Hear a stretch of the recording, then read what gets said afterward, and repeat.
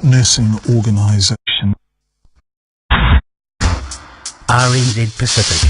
Find us online.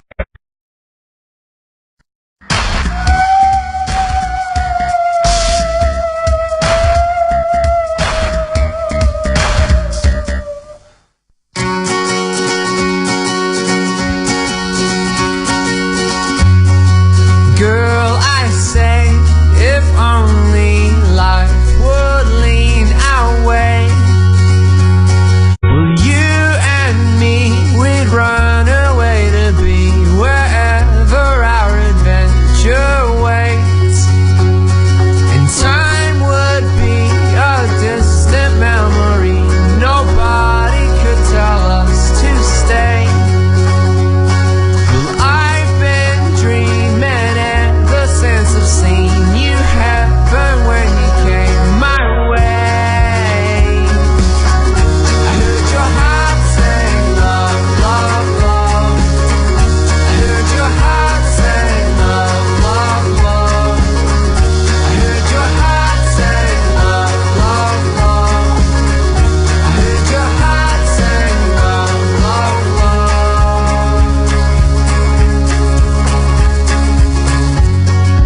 Oh, it seems awfully far for us to find at all. All these years will wash away and we'll be clean, but we'll have nothing more. Well, I can say there'll come another day when money and our time falls.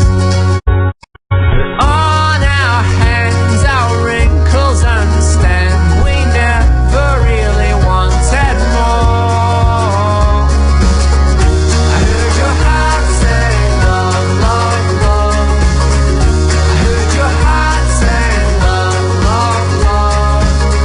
I heard your heart say love, love, love.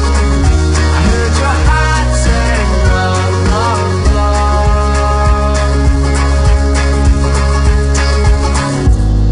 And all the life about to go is in my mind.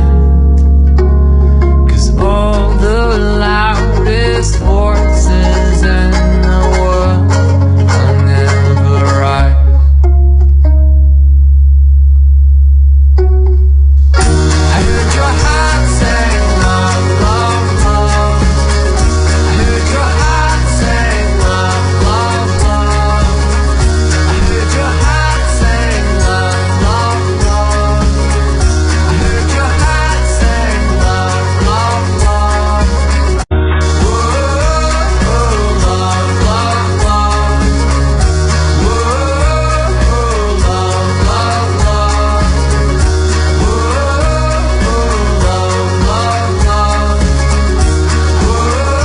love, love, love.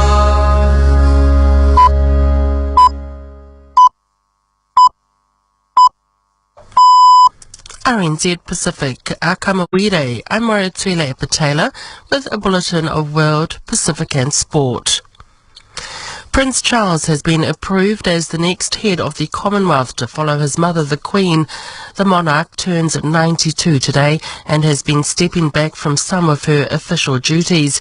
The position of head of the Commonwealth is non-hereditary and has had to be agreed by the group's government leaders who are meeting in London. Some had called for the role to be rotated around the 53 member states, but in recent days the Queen and other leaders, including New Zealand's Prime Minister Jacinda Ardern, have backed Charles to take it on.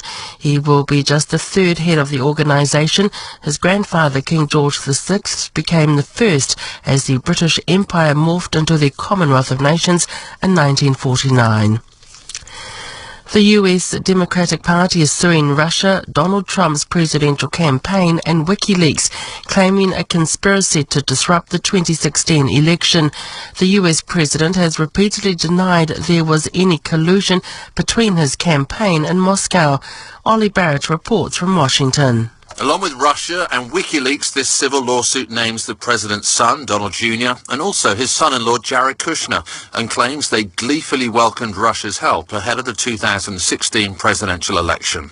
Russia launched an all-out assault on our democracy, the Democratic National Committee said in a statement, and found a willing and active partner in Donald Trump's campaign. Foreign governments generally have immunity in US courts, so this case may be quickly thrown out. Some legal experts view it primarily as a political stunt.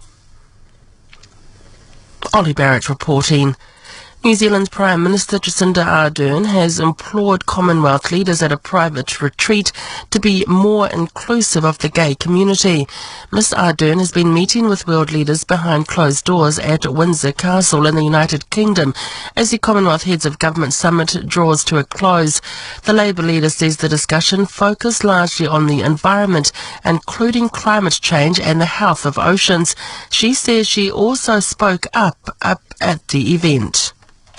I get a real sense from the interactions that I've had that his understanding of some of the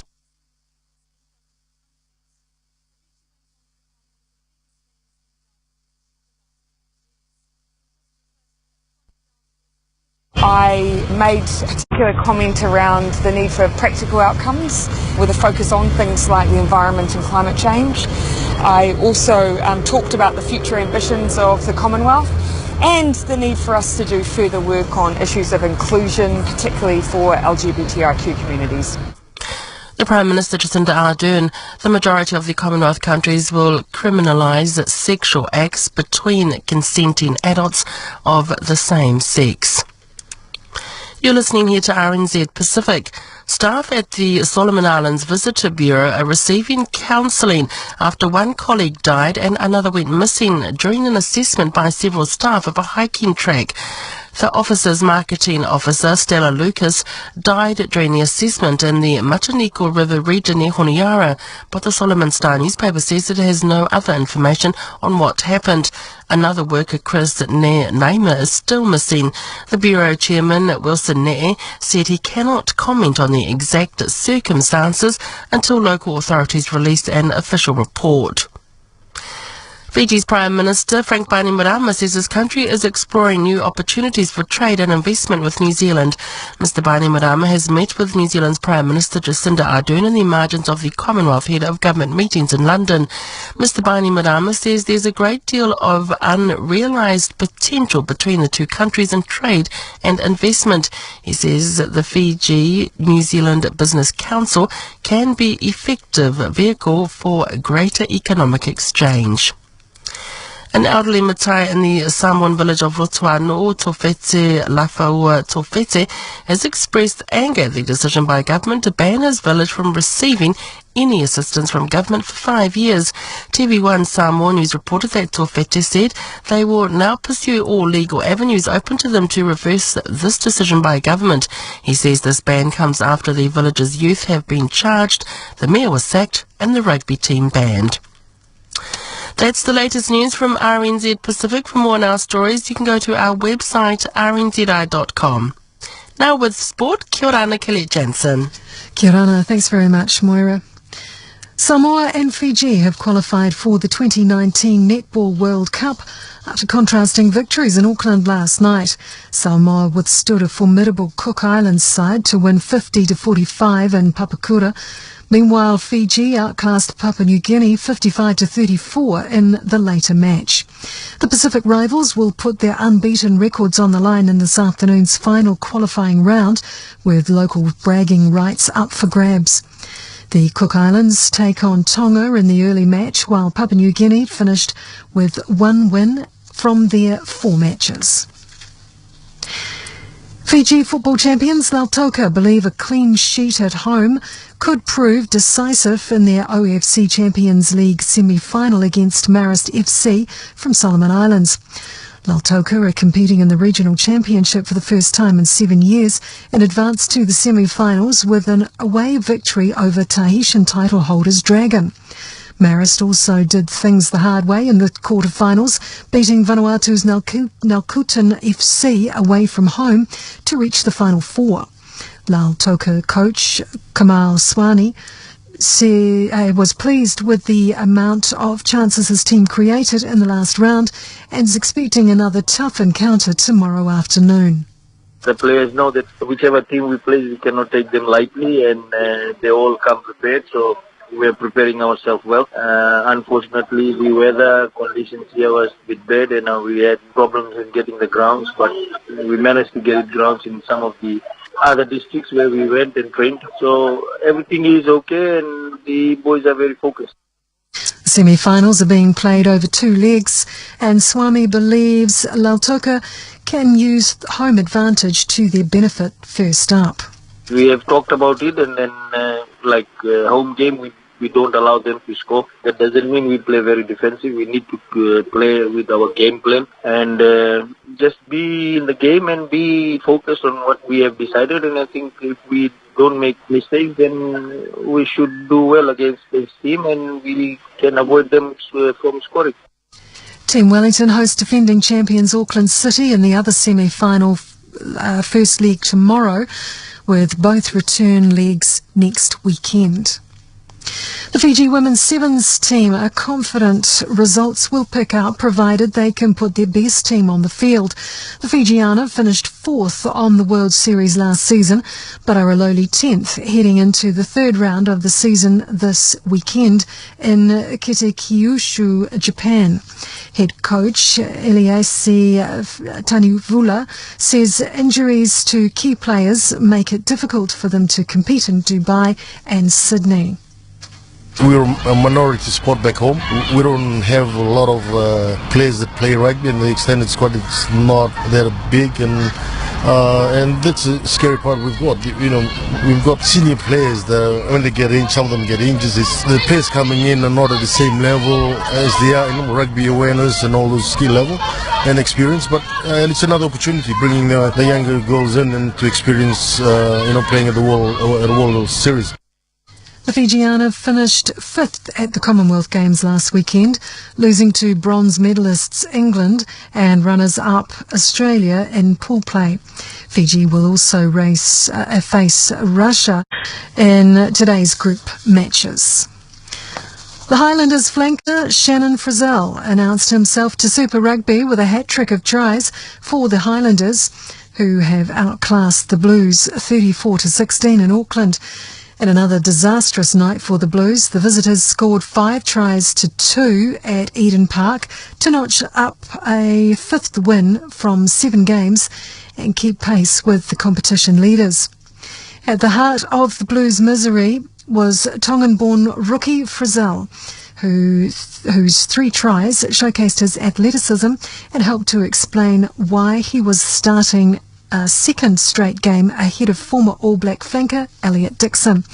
Shannon is the younger brother of Australian rugby star Frizzell, and the Highlanders co-captain Ash Dixon told Sky TV. Shannon Frizzell was outstanding, and the humble thing about it, he's only just beginning his pathway, and I hope to like in a few years' time, so I think he's going to be an absolute weapon. So we're pretty lucky for him to be uncovered tonight, and hopefully he can keep growing. Ash Dixon, and that's your sports news on RNZ Pacific.